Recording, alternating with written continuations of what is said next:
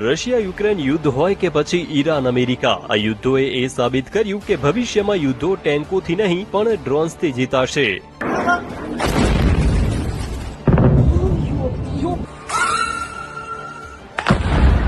જો કે સારી વાત એ છે કે ભારતે હવે આવા ડ્રોન્સ માટે બીજા દેશો પર નિર્ભર નહીં રહેવું પડે, કારણ કે ગુજરાતના સુરતમાં હવે આવા વિશેષ સ્વદેશી ડ્રોન તૈયાર કરવામાં આવી રહ્યા છે.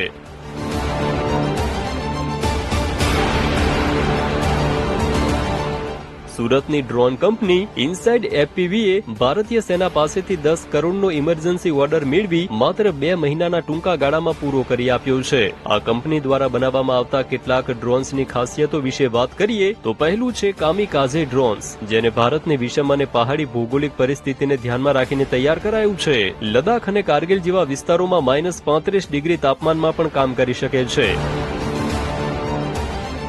બીજું છે એલિવેટ Z1. આ ડ્રોન સરહદી દેખરેખ અને ગુપ્ત સંરક્ષણ મિશન માટે તૈયાર કરાયું છે, જે AI ટ્રેકિંગ આધારિત ઓટોનોમસ સિસ્ટમથી સજ્જ છે. ત્રીજું, આખો વિડિયો જોવા માટે ડાઉનલોડ કરો દિવ્ય ભાસ્કર એપ.